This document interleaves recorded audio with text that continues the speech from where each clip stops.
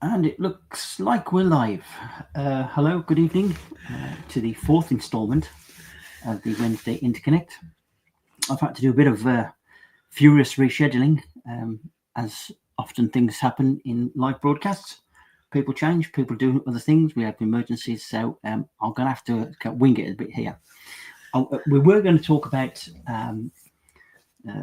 food, drink, restaurants, places to visit, and probably later on in the program we were going to talk about something that's commonly discussed on forums that I've seen is bringing children to Portugal to live, and the pros and cons of that, and what we might have to say about that. And I can just see in my window here one of my guests has appeared who might just be able to answer that with us, but I'll just hang on a second before I bring him in, because I don't want to grill him straight away. So just relax there, Kent, for a minute. I'll come with you just a second. And now I've got a frog in my throat. We've been out and about the past few days over the weekend. Been to a few different places, and it's amazing, really, what you discover. When you don't expect it, and some of the greatest discoveries, the things you never expect to find. Now, around here in Alveazro, we're very limited, really, for eateries, restaurants, and they range from your standard sort of Casa Benfica, which is nothing wrong with that, and it's good. It's good food, but it's cheap and cheerful. Well, yeah, that's what it's about. And then we can go other places. There is a couple of really good ones within sort of 15 minutes of where we are. So it does vary a bit, but we should have young Benjamin be joining with us, and he's a bit more of a foodie than I. He's done his homework, and we went to a little place which we'll show you a video of when he appears. But really, digressing to a different level, I would like anybody else watching this program to do likewise. If you go to a restaurant or a bar or a tourist attraction, anywhere that you visit that you think is good, then let us know. We want you to let us know, and maybe just send us photographs of your food. We're not expecting you to do videos, but you could just send a sample of what you've been eating and let us know what you thought of the restaurant, like give it a score, 9 out of 10 or whatever, so that we can include it on here, because other people might enjoy going to that restaurant as well. Yeah, it's one of those things like we did this week, that we suddenly stumbled upon this place, which it's new, it's opening, and yes, definitely go back there again, because it was quite good, wasn't it? It was. It really was. Really enjoyed it. I'll tell you what, I'm going to let you read the comments out while I press a few buttons, if you like. So I'm just going to flash up the comments if you want to help me there, right? So we have Amanda, can you see that from where you are? Right. So I'm looking in a different place. She's still in training.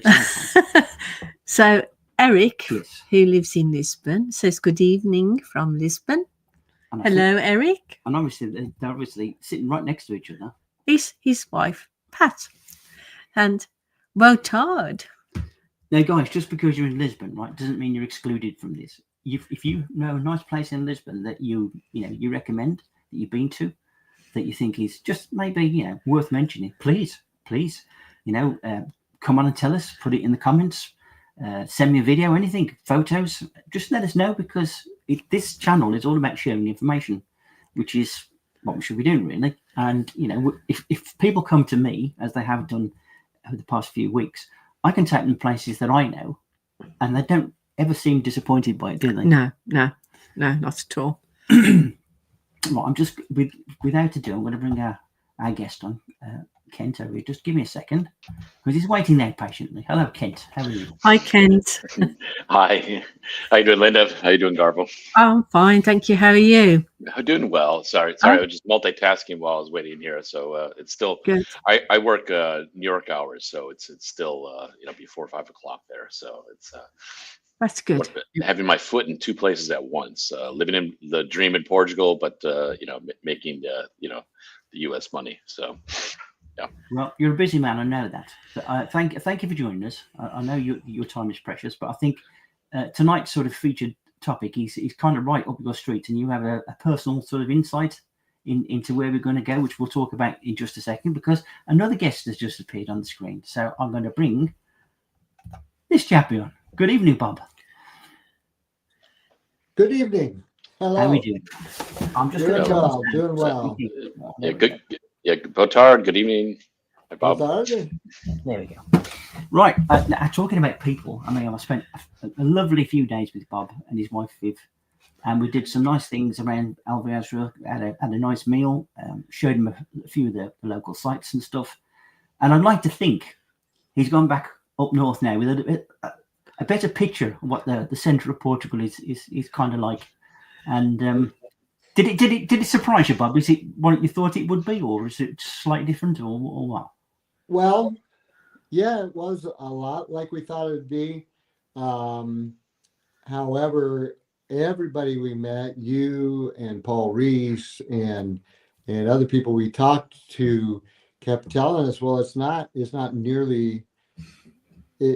terribly hot. Just move to the shade or take a nap. That's So we're still kicking that around. We our last stop was, and I don't know how my sound is. I'm on an iPad, so I apologize. Okay, good. Okay. Our last stop was actually Penalva de Castelo, and it's on the Down River. Right. Our first introduction to Down wine, and wow, what a delightful spot that was, because it brought back the anchored rock feeling that we left behind in Colorado. So Okay. we enjoyed it there too. So we enjoyed it all over that region. So we'll see. Good. I mean, at least you got a good overall picture for the region. I mean, you did quite a few miles there. You did quite a little tour. Actually, by the time it's all done, I think we did almost 1,000 kilometers last week. Wow. Yeah. So you were busy. Yeah. We were all over the place, but it was fun, very enjoyable, and really enjoyed getting to know you two a bit and spending. Well, it's nice to spend time with you as well. You are a very interesting man. You're a man of many levels. As are you.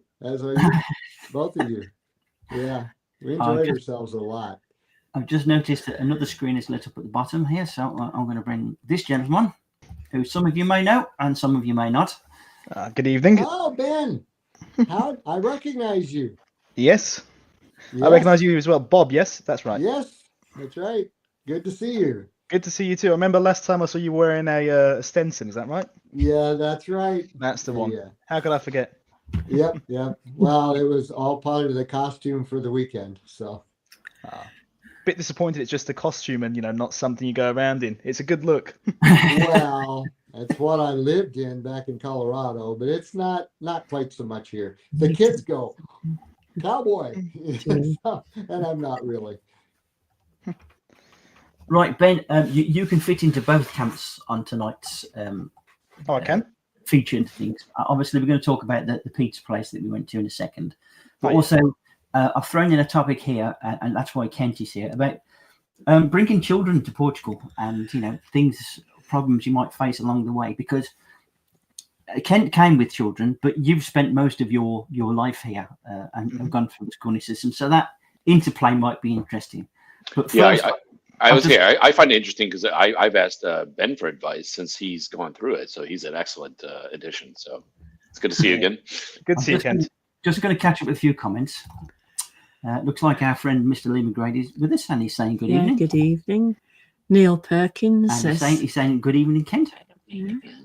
And here's a Perky. I haven't seen Neil for a while, but how you doing, Neil?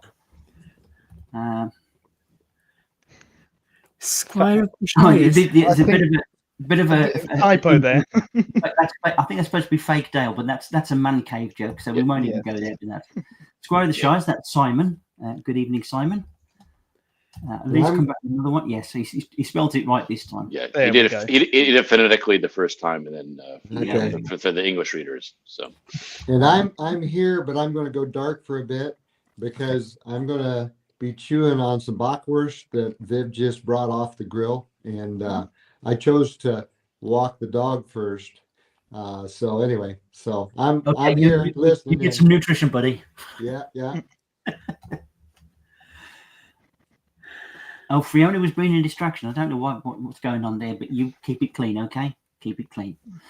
Right, Benjamin. Let's go back to a bit of a earlier on this week. This weekend. It was, Yes. Bringing kids to Portugal. Right. We discovered something, didn't we? Sometimes you just come across things by accident. And This guy's name is Ken. I'm just gonna mute Bob because I can hear him chomping on the bratwurst. That should be okay. Right, yeah. And we went for a little soiree just over the back of the hill there into the valley, the next valley, and came across a pizza place. So do you want to just verbalize kind of what that was? We'll have a quick sip of water.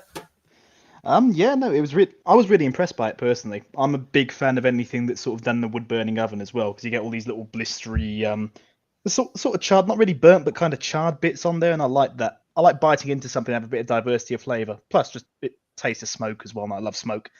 But no, we were really, really lucky to, and you never would have thought that in Alviasra, middle of nowhere, you'd have a place like that. Yeah, I was impressed as well because I'm lactose intolerant, and they offered me some vegan cheese to go on my pizza, and it was really nice. I really enjoyed it because normally I don't eat pizza because of the cheese. So I was quite impressed that they had an alternative. Shall we play the little video clip that we made? Oh, we made a video clip. We did. You probably haven't seen it yet, but let's have a go to see if it works. I hope it does.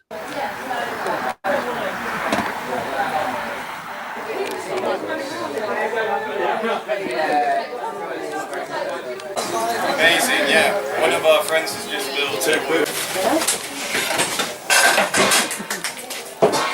So do you live around here? Yes. We're from nearby down Okay, Yeah. great. How about you? Right, pizza's in the oven. Looking good. Yeah, Looking US.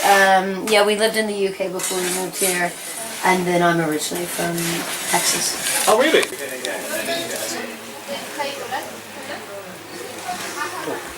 That's my pizza. So something like this is nice to come across because we're very limited here in Alviasra for eateries, aren't we, really? So that's good. Yeah, that's the idea. Make it a little bit more interesting. Oh, yeah. So what gave you guys like the inspiration to do this? Was it just sort of, we had the equipment? We actually started the business in the UK in 2018, and then when we decided to move out here, we figured we'd take the business with.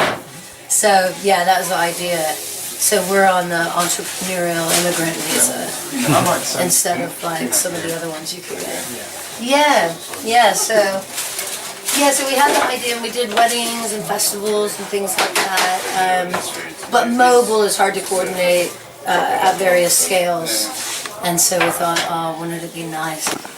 You register. Ready now. So you've been a bit more of a pizza connoisseur. What do you rank to this one? Absolutely lovely. So first off, thin crust. I do love a bit of thin crust. Personal preference. The fact this is done in a wood burning oven as well. You get these lovely little. If you can look here, these lovely little bitter ends as well, which is absolutely crunchy, a bit charred. You love those sort of flavours really. You love that smokiness coming through, and it's all in all really good. I'd give it a solid 9 out of 10, definitely. Woo, good marks. You're very It's good. never not weird seeing yourself on camera. Anything, I'm looking at myself on camera now, and I just don't like it. No. Yeah, Especially on those. nice little find that, wasn't it? Yeah, no, I really enjoyed that. That was a proper good outing, and they had Peroni as well, which is just I love Peroni so much.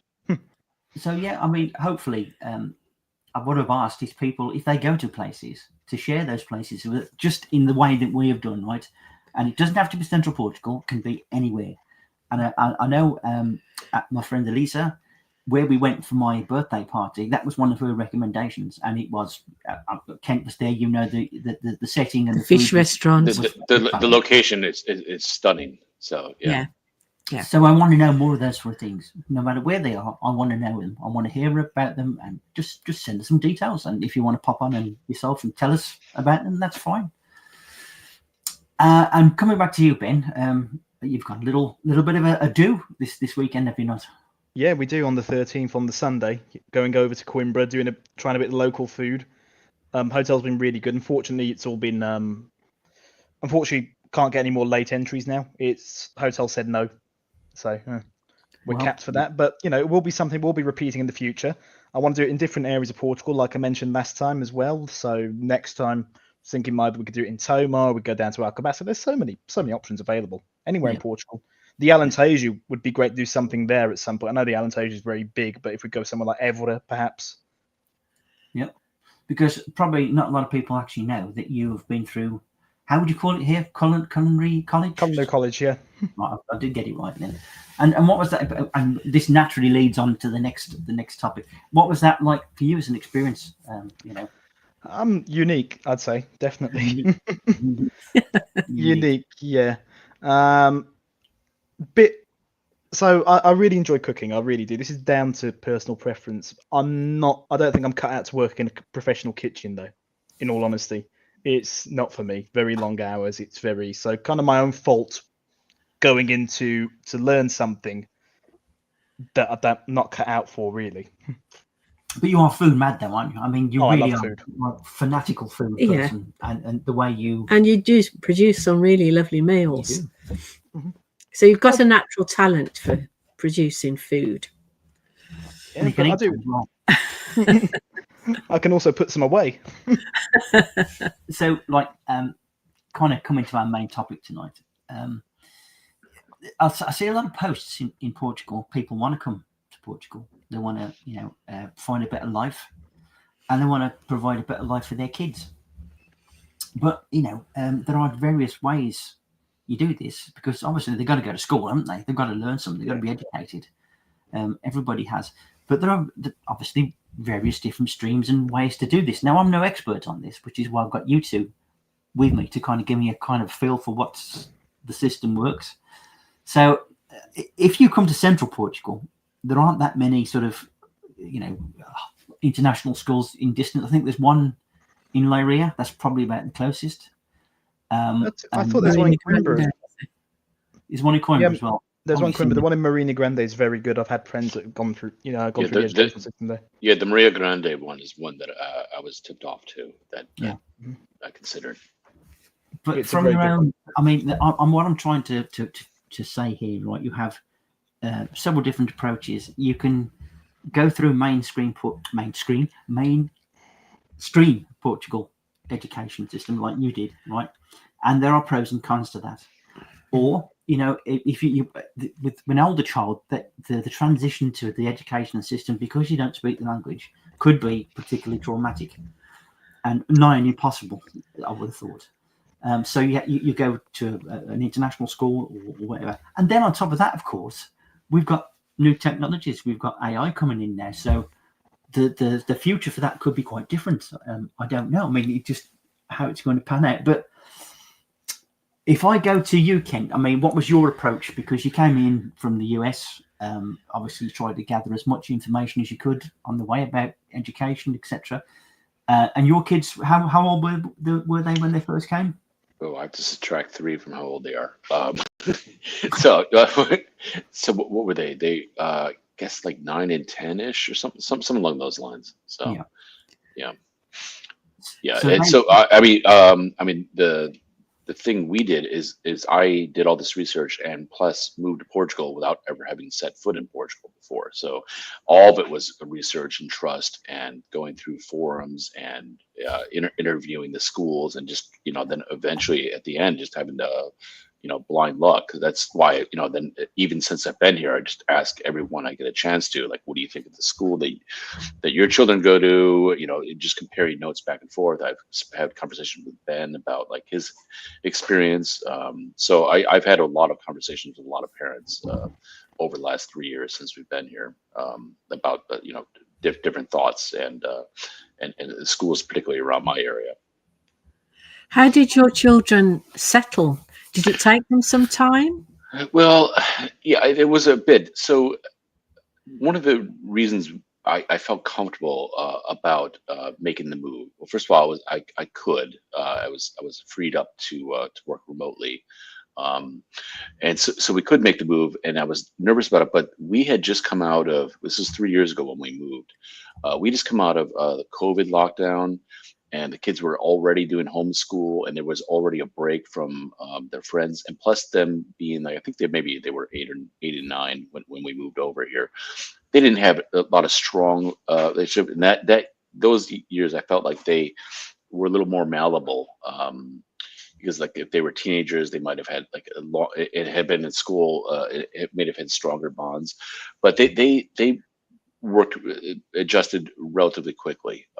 It was because it was just a complete culture shock of everything, and that's why I thought the international school was the best solution for us, because it just took out one of the variables of the language, because they did get a little bit traumatized. Like my daughter is my son in general with schools, he's always been kind of institutionalized, and if he's kind of let him hit, he's fine, he'll find his way. And my daughter was good sport about it. But like for instance, when we first moved here, we live in a condominium, and there's a communal pool, and my son was excited and came to the pool the first day, and then kids started speaking Portuguese to him. He has not been back to the pool in 3 years. He just got just kind of like, I don't know, just shut down, and like and so he's not gone. Whereas my daughter is just recently just going out and playing with the neighborhood kids who don't speak any English, and giving it a go with her Portuguese, which is limited. So I spent a lot of time just trying to figure out a school that would be good. So what we found the school first. We interviewed them and us, and researched a couple schools, and I felt strongly that international schools were the best way, but they're also a little bit competitive to get into. There's often a waiting list. So once we found a school that we very much liked and were accepted, and they had a slot for us, then we did work backwards to find out how to be like within 10 minutes of the school, even without having been here. Just like kind of drew a circle around it. So we really just kind of like threw caution to the wind, and because we knew we'd want to be close by for transport back and forth, but they seem to be adjusting very, very well to it, and. I don't. You have a follow-up question, or? Well, that's. I mean, that is a very vulnerable sort of age to be changing your lifestyle. I mean, you don't really know what your lifestyle is about at that sort of age, even without changing countries. So I can understand why your children suddenly, it's like, wow, what's happened? Can't deal with people speaking Portuguese. It must be like, I mean, we have trouble. Because we also by the time we got all of our paperwork, which is mostly the cat's fault, but it was only 2 weeks before school started, so we kind of hit the ground, and then they went into school. So taking out the language variable was important, that they continue in English. Yeah. Now coming to you, Ben, right? You did you did all your schooling here, didn't you? Basically, yeah. But you came from an English-speaking family. I mean, what were your earliest memories of going to school, or had you started to learn Portuguese by then? There was a lot of crying. I can remember that. It was really weird. How old were you when you started?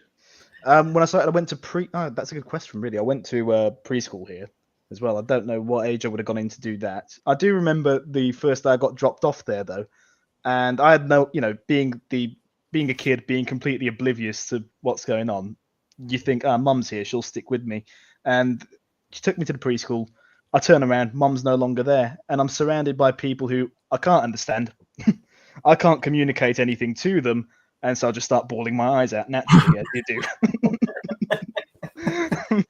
Sorry for I want my mummy. It's bad enough when you're just in your native country and you have to go to school for the first time, but not being able to understand anybody must be really quite traumatic. I think I must have been about 5, maybe 6 when I had to do that.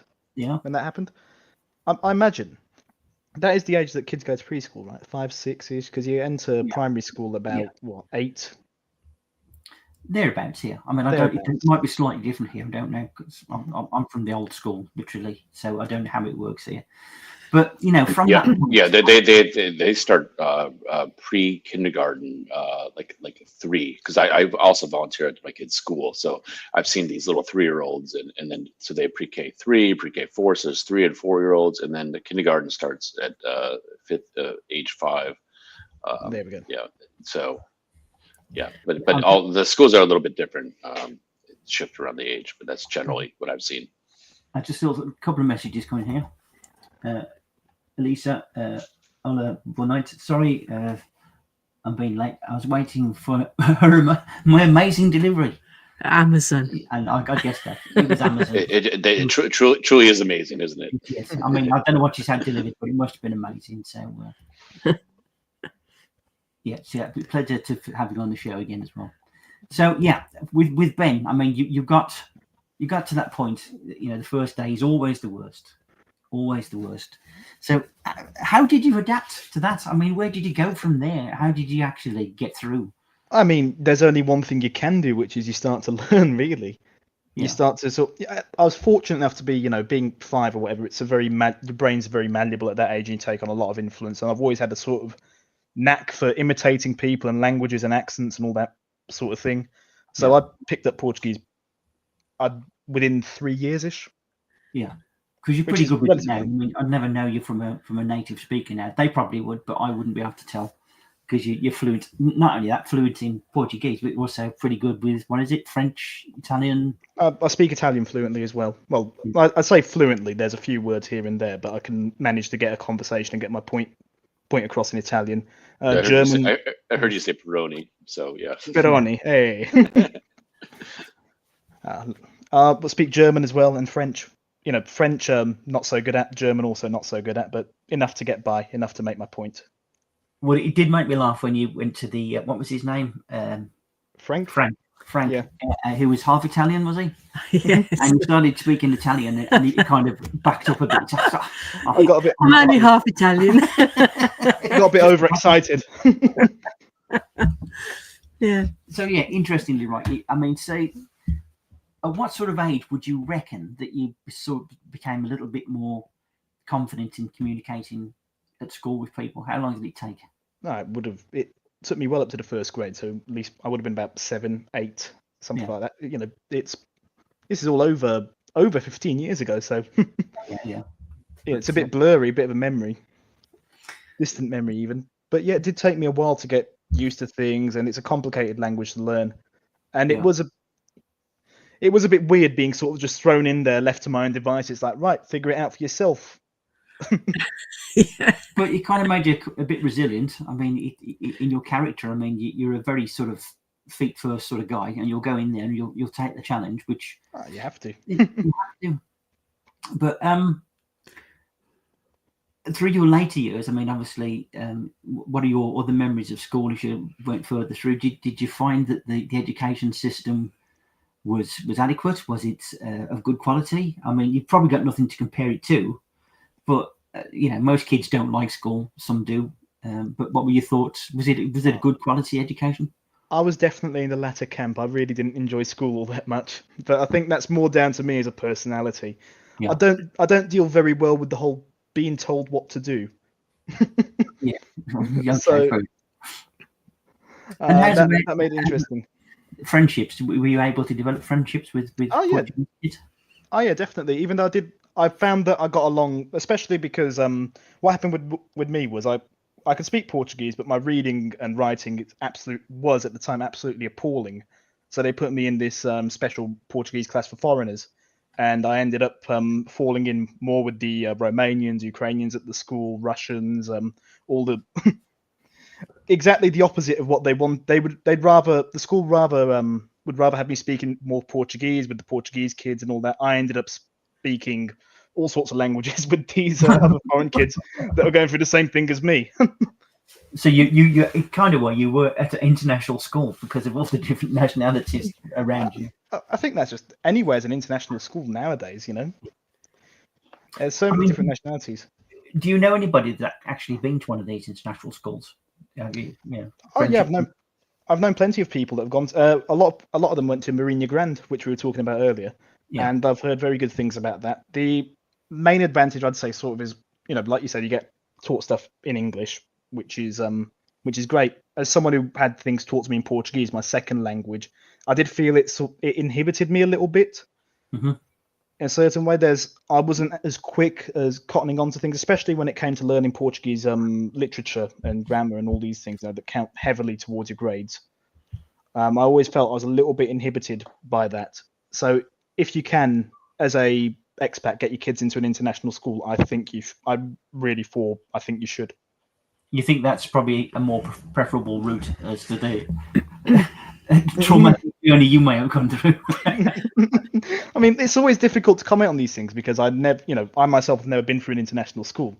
I went through what I went through, and of course, it being me, I'm going to have a more negative perspective because I just didn't enjoy school generally. It was a fair bit of a lot of me getting into trouble, a lot of me being shouted at, and a lot of authority. Yeah. Well, that's school for you, but it's true. When we only have like one life to live. In my case, my children. So it's like that's why I end up asking people lots of questions, is because it's always like is it the school? Is it in being an international school? Is it Portugal? Like there's too many factors to try to figure out like what's the am I doing the right thing? Trying to find the right place for them. But I have spoken to Ben, and he reassured me that English was the way to go, especially when you get into more advanced subjects. Definitely. So that's cemented. But I know lots of people who've put their kids directly into Portuguese school, which obviously will help them eventually learn the language, particularly smaller children, and also kids who have just a natural curiosity for that, building languages. I mean, I know when my son was young, we lived in Queens, and the best daycare was a Jewish daycare in the neighborhood. So he ended up learning Hebrew as well as English. So he would come home speaking Hebrew to me and stuff like that. And his brain is wired differently, so he's really good at adaptive picking up languages. Not poolside, because he shut that down, but he does quite well in all of his other language studies. Because I think it really is nice to have that exposure, even if if you don't stick with it. Yeah, definitely. Just got another comments here. You've got some fans out there, Bob and Viv. That's Simon. Good night from Simon. What have we got there? Their daughter, Simon's daughter, seems a very bright spark, very mathematical, and still loves school. So that's to be encouraged. I think we might have a question here. What's this? Question to Ben: does Portuguese sound like Russian? Honest opinion. No. You speak a little bit of Russian. Да, я говорю чуть-чуть по-русски. Just very, very, very small amount, enough to like ask for bread and water in the basics, but it does sound a lot like Russian. I found that imagine like I'm big on vowel sounds. So in English we have maybe 4-5 ways at the most of saying an A. So you got etc. They're not all coming to my head at the moment. But in Portuguese you'll have about 8. The same with the E as well. There's about 12 different ways of saying the E. I found that in Russian they have the exact same number of vowel sounds as you do with Portuguese. And that's why I guess a lot of people associate Russian with when you hear Portuguese, you associate with Russian, Ukrainian, those Slavic languages. I must admit, when I first came, I thought it kind of shocked me hearing the Portuguese accent, because I naturally thought it was going to be a bit Spanish. But it's very, very different. It does have an Eastern European sort of feel to it, almost sound when you listen to it. But yeah, it is funny when I go to the international school, because there's a lot of not a lot, but there's a few Russian students that my daughter is friends with, and a few Ukrainians and that, and then sometimes you're like, wait, are they speaking their native tongue, or are they speaking Portuguese? Or they have to like kind of wait for a word, So, Bob, do you have your finger up, or you just? Yeah. I was just going to say 2 of our best friends are Russian. And he is picking up Portuguese so fast. And when we first arrived, we actually had a checker at Leroy Merlin say, because that's how they told us it said. Anyway, she said, yeah, really, Portuguese sounds like drunk Russian. And it's funny. So our dog now, being a Portuguese dog, besides English, also speaks Russian and Portuguese. So it's fascinating. English. And English, yes. Does she struggle with the reading and writing though, like Ben did? Yeah, a little bit. However, I will Terrible say, writing. yeah, I will say the other day, Gus is an exceptional hound dog, and I told him, "Goosh, Escardo," and he took off left across the street like a rocket, It did. and didn't even look at the traffic. It's like, whoa! So it's interesting. So. That was funny because there was the dog outside the gates. He was going up and down there. A really nice, friendly little dog, but he looked a bit lost. And I told him to sit, and he looked at me like I got two heads. I didn't understand it. What's So that? I thought, hang on. I said, Sentar. And he sat down. I thought, oh, yes. Dogs do understand Portuguese, obviously. Yeah. But I had the question to because I don't understand this, right? In your mainstream Portuguese school, you have a syllabus, yeah, and you leave with some sort of qualification. I don't know what that is called. It's certificate of general education. It'd be a certificate of basic education, yes. Right. So, do you get the same thing in a international school? Is it a comparable qualification or what? So they have to meet all the requirements of the Portuguese government education system. So they will get that certification, as well as depending on which school you are, whether it be the IB or whatever the U.S. equivalent of high school diploma. But you'll whatever path you go or whatever school that's doing that, whatever their style of international education, you'll get that degree, as well as you will get the Portuguese certificate as well. So because being in Portugal, they need to meet the government's requirements as well. I was just naturally thinking that when you leave school and then you go for a job, and you always have to show paperwork or certificates or something, how that kind of plans out, whether that will be an advantage just having a Portuguese mainstream school or an international school. I mean, will people look at that and think, international school, Portuguese school, and have different sort of theories about it? Do you think that in practice that might happen? I think people look upon you more favourably if you went to an international school. It's seen as a sort of higher standard of education. Okay. But it really depends on what sort of job you're going for as well, I guess. That's true. It's a big variable. If you're doing something where perhaps you need you need to speak more English than you would Portuguese, you're dealing with a lot of international customers or something like that, then yeah, definitely the international qualification looks better on paper. That's a good point, actually. It's a very, very good point. And with your kids, as you say, that they're starting to. This is Kent. They're starting to settle down now and starting to make connections and get into the community around them possibly. I mean, it's going to be difficult to make friends when you've only got your basic Portuguese. But can you perceive a time when they will probably become fluent in their Portuguese? Do you think? I fear they probably won't. Because I know that when they get like my son, the kids do have take Portuguese several times a week. They do. That's one of their standard classes in the international school. But now that my son's going up to the upper, next year he'll be in whatever the U.S. 9th grade, which he'll be starting his IGSCE or whatever it's called, and he doesn't need to take Portuguese anymore when he reached that age. So. I'm not sure. I'm not sure if he's going to continue. Yeah, I'm not sure if it's going to continue or not. One strategy that I've seen other parents do is like one of my daughter's good friends at school. Her parents have they're from all over the place, so that they have a little more experience in it.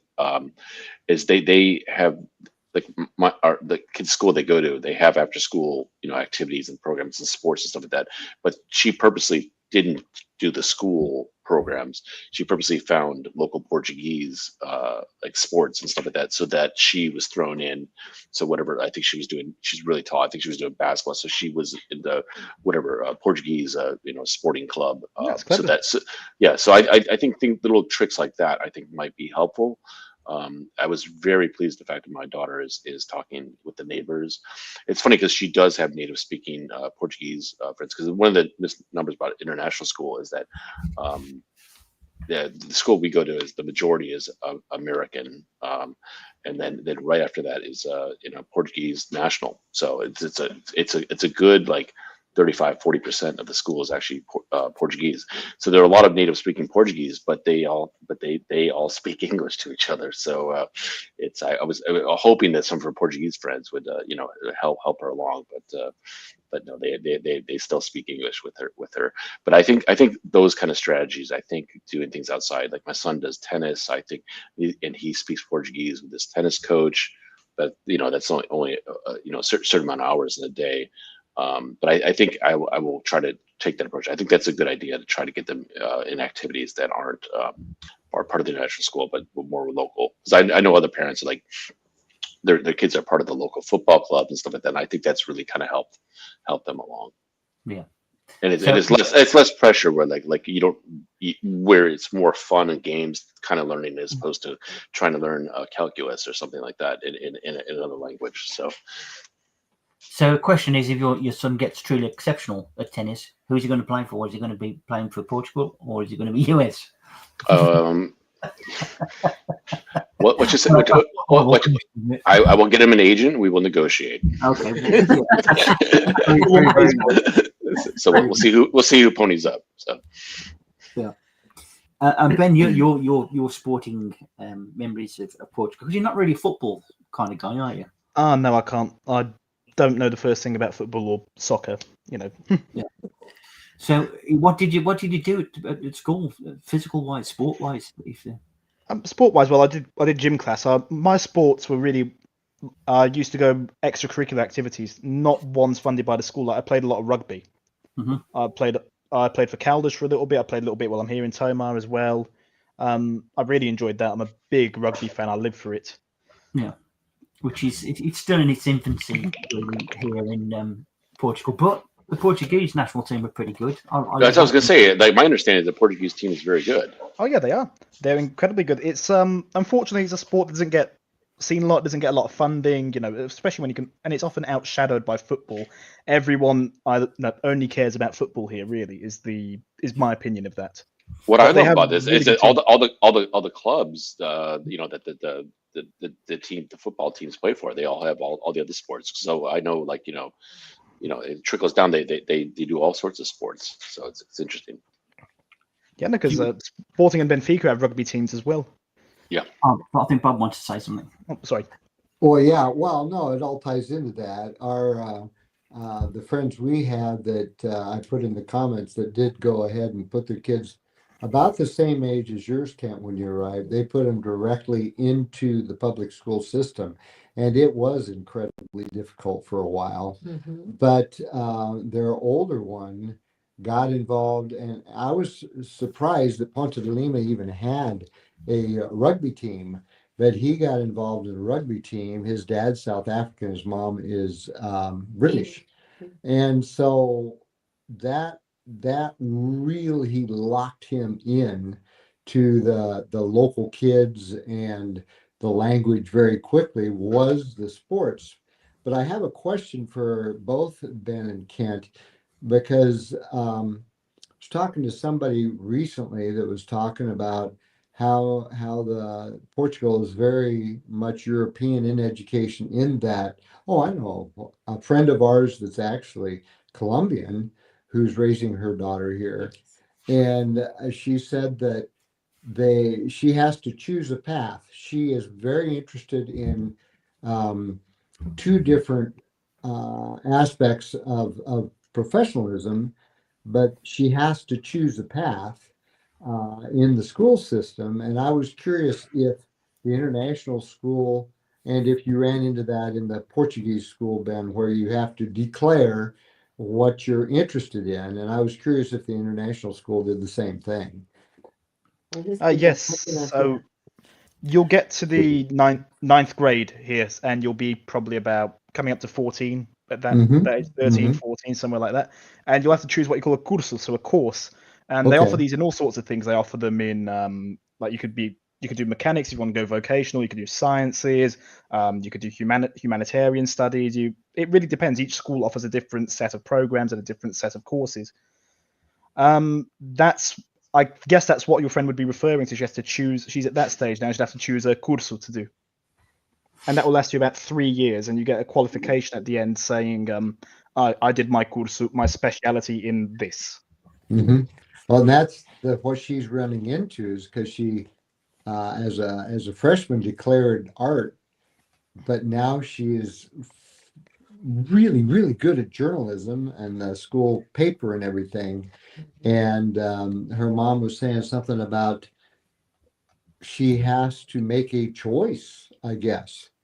And again, I was curious if the international school did the same. When she goes to university, she has to actually make a choice. And I told her, in the US, you got a couple of years of college to declare a major. Yeah. And hacky sack and smoking, and then you figure it out. Yeah, exactly. So I was just curious how similar it was here in Portugal and with the international school, if they took the same approach. Well, it depends on the international school. However, mine is following the Cambridge IB program, and that's what I've been going through with my son, who's in 8th grade now, about to go to 9th grade, and it's the same thing. He has to declare a course of study, but I thought it was like more of like a like locked in for your life choice, but it was kind of explained to me like, no, it's just like you just do a little bit more of this or that, and then but there are more intensive, like you can do like like intense math or something like that, which is like, and I heard, by the way, the art program is quite difficult. I'm not sure what program she's in, but yeah, he's doing it, but yeah, it's like kind of like he has to choose a major and then a minor study, and that's why the Portuguese it most likely get dropped. But anything he chooses, there's a couple like electives that are just a little more casual, but anything he chooses at this point becomes quite rigorous, and they go a lot deeper than they do in a normal kind of course survey of whatever subject it is they're studying. And my understanding is that they'll be tested at the end of grade 10, and then so there aren't any tests like for the 9th grade. And then so they have to retain all the knowledge they learned in 2 years and get tested then at the end of 10th grade in order to get the certification. You see, here's an interesting point. Kids from a younger age tend to grasp languages easier, and I think that's what you're kind of proven there, Ben. Yes. Although it was harsh, and you were thrown into the mixer. It was harsh, and it was hard on him at first. But also our friend Lee McGrady, who swears he doesn't speak a word of Portuguese, has made a very bold statement. He said he's learning Portuguese with Eve, his very young daughter, and she's already better than me. So it just goes to show that younger kids do pick it up quicker. Yeah, they're like a sponge. Yeah, I mean, if I just wish there was some sort of module I could put on my head and just speak Portuguese. I'd love to speak Portuguese like Ben does, but it, because I'm getting on a bit now, the grey matter doesn't work one half as good as it used to be. No. So, but it would be nice to. I want a USB port in my head, so I can. Yes, that's a good idea. I'll have one of those too. Yes. Another comment. All that funny, not funny. Due to the madness here in the US, my sister has been asking me about the school system in Portugal. My nephew is on his way to an art school. He wants to be an opera singer in an art school. Oh, art school. So there's more than one type of art, isn't there? So in the wrong place. Do they have a school of arts pre-high school? Anybody know about that? Do they have a school of arts pre-high school? What is the pre-high school? What sort of age would you be at high school then? High school would be about 13, 14. I don't think you would have a specific course for that pre-high school then, but you can pick up. A lot of schools offer extracurricular music programs and things like that. Yeah, I mean, I I'm not sure about the public school, but I know some of the schools are more focused on that than others. Like, for instance, one of the international schools I know about, a lot of their students are like student athletes, so they have a little bit more flexibility for them to how they go about studying, even though they're part of the general thing like that. So I know that the school that my kids go to have a very rigorous arts program, and they can study quite intensely in the school. I don't know anyone who's done opera, but there are quite a few opportunities. So some schools are bigger on that than others. And coming most recently from New York, yeah, obviously there were, in high school there's like vocational kind of high schools. So there's like famous, FAME, arts program schools that kids go through and stuff like that. So yeah, they're kind of selective in whatever course you want to do it. So I don't know, Ben, do they have you heard that maybe more towards Lisbon there might be more dedicated classes? But I know that from the private schools, some schools are more focused on the arts than the others. Well, I know with schools of music, there's several that I've seen. There's a really big one in Coimbra, and the Portuguese obviously take their music very seriously by the amount of school of music they've got. So if you're into music, maybe and you want to be a singer, maybe they're connected somehow. I don't know whether they teach opera or anything in music schools. I suppose there might be a chance that they do. I'm sure you can find something along those lines, yeah. And I do know that there are schools that do specific like cursos in music and all sorts. Yeah, So, I mean, my son was considering doing the intensive study in music, but decided. So he's taking like a minor in music. That's gonna be his the subject below his main. Well, I think that's where Ruby found her freedom, really, and her expression. Wasn't Yeah, it? Because she went to she went to music school, didn't she? Alcobaça, I think. It's Alcobaça, and discovered that she can play basically anything up to the kitchen sink. Mm-hmm. A natural talent for anything. I've got loads of comments coming in here now. So English will be a second language. Well, obviously, if you're in a Portuguese-speaking family, then English will be really. I mean, most of us can't understand me anyway. So yeah, I was about to say, it won't be English, it'll be Mancunian. I think in Portugal the art education is integrated from preschool to the high school. That's from Simon. There's a private art and drama school near me. So there you go. There you go. Lisbon has one. Maybe if you speak to Lee, he might be able to give you some contact deals on that. I think we know she knows Lee. Eric has chipped in. Lee McGrady, hey, English will also be better than yours. Her English is better than yours. I meant pre-college. Yep. And obviously, Lee took that in fairly good humour. He knows it's true. Yeah. And Evie is a beautiful child. She is lovely. She's going to grow up into a beautiful girl. Perfect age to learn another language. Yeah. And because you're gonna have two languages in that household, aren't you? Yeah.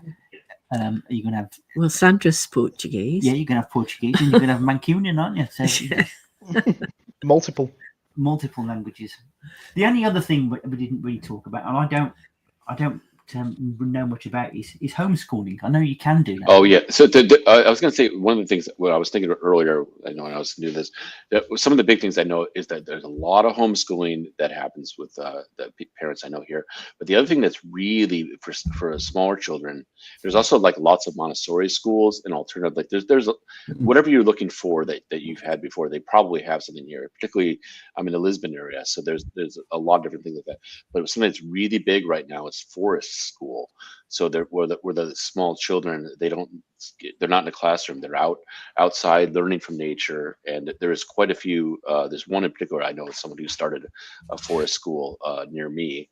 And it's I think it's actually going to keep growing. Like they just started a couple years ago, so they were just taking the smallest children, and I don't know what the intention is, how old they'll go up to, but yes, they were starting with, and basically they just they're out doing nature walks, playing in mud, slopping around, and that it's very, very popular, the forest schools here, and there's more than one, but I know that the family that was a big part of it. She was actually a teacher at the school my kids go to, and then she broke out on her own and did this forest school. And even the school that my children go to, the kids in the early learning area, they do forest school, but it's only like a couple days a week that they go out and do that. But they're very sensitive to that here as an alternative way of learning and getting kids so they're not like at that age in a classroom. See, I mean, that would probably be better for me. Turning my mind back as a kid, I would have loved that because. Yeah, well, yeah, we could get them on your quinta, like have them turning over rocks and potatoes for you. So I'll send a busload of them up to you. We do with a bit of help. Rock or potato, Free potato with every rock. But I don't know what the basic sort of setup for that is, whether you did a qualification or something to homeschool. Obviously you've still got to come up with some sort of result to. Yeah, I mean, obviously we kind of went a little bit through that when during the whole COVID thing, because we were trying to supplement and all, and looked at all the possibilities as well. Yeah, in the United States, it's like kind of a district by district. It's like there's no like overall regulation. Here there are rules, but I know quite a few parents like some the reason why I know them is because sometimes they've been very flexible with like there's two of their kids are in international school, but one kid just learns different, and so they kind of like do homeschooling with that child. And I know some people who just do homeschool, but you know, because every child kind of has a different way of what works for them. So another comment here from Elisa. New vignette music's part of the curriculum where peers get to play and choose instruments but not become an opera singer. So okay. And I've noticed something around here. They have the local philharmonic orchestra, which is fabulous. I mean, it's only youngsters and stuff. It may be the same up in, you've got a version up north there, and in Lisbon you have a good version, but they are really, really good. Yeah, they are really, really good. Yeah, I played trumpet and was considered, well, I was first chair trumpet in our high school band from my freshman year, and went to college where trumpet was incredibly focused with a professional instructor. And when I came here, I couldn't hold a candle to the local municipal band because, and I figured out part of it was because their language uses the tongue differently. And so they could tongue, I could finger just as fast as them, but they could tongue quicker than I ever dreamed of. So I considered joining, but the dedication the local Banda de Musica has is just astounding to me. And I wanted more freedom than that. So I didn't join the group. Commitment was Time commitment. Oh, every weekend, every festival, everything. It's impressive. Yeah. And Lee's made a comment there. There's a regulation around here, schooling after, I think, 12 years. Does anybody know what he means by that? Oh, he means that after you reach the age of 12, that there's the regulations kick in, probably some sort of evaluation or something that has to happen through the government. Right. Okay, Lee, I was just sending you a message about that. Okay.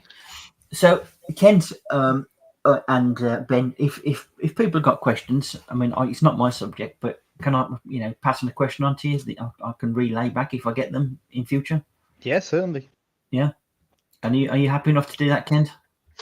Oh, sure. Always happy to help, because I mean that's what I had to rely on when I was coming over here. Same thing, like you're going blind, and I'm still relying on that. So like, my son's going to the next level of education so I reassess things. Just like, is this the right school? Because it was a chance before it gets more intense. Like make sure that we are on the right path, because you just don't know. It's tough because you can only choose one path at a time.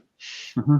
Well, that's true, but I think here they've got an opportunity to diversify more. And if your music is your thing, I mean, a typical example is one of these little festas I go to. Right, I was absolutely blown away by the age range of people that can play accordions, from the really, really young, so we talk about 7, 8 years old, right up into somebody, 90 odd.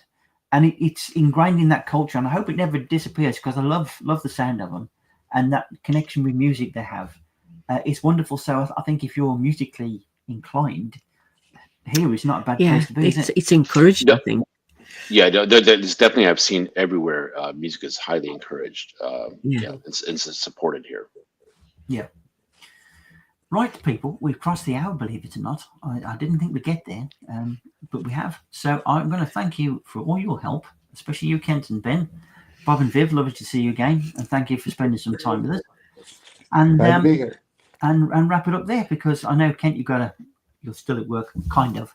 And Ben, No, yeah, I'm on break. And Ben, I'm attending this weekend. Oh yeah, I'm looking forward to it. So, all it remains for me to say is thank you, ladies and gentlemen, for watching and taking part, and I hope to see you next week. And thank you for the invite. Yeah. All right. Thanks for having us, Garbo. Nice one. Thank you. And Linda. And Linda. Yeah.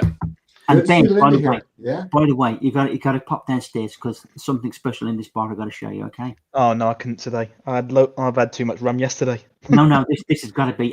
This is something worth the trip downstairs for. I tell you. No, go on, twist my arm. Okay, I'll see you in 5. Okay. Okay, see you in 5. Pull out the darts. Okay. Bye, everybody. Have a good evening. Okay. Bye. Good night. Ciao.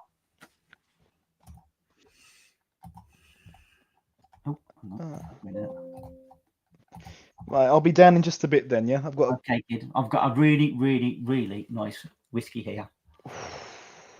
I've already finished mine. I bought a Tamvoulin and it's already empty. No. This is an island whiskey, an island whiskey. So if you like smoky, woody whiskies, get your bum down here, rapido.